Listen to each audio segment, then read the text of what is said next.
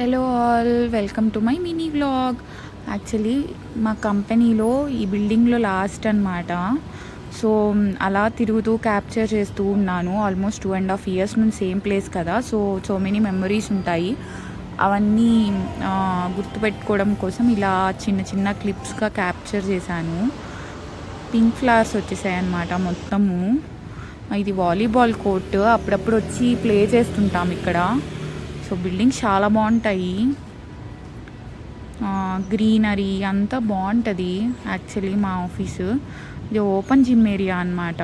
అప్పుడప్పుడు వచ్చి ఆడుకుంటూ ఉంటాం ఇట్లా.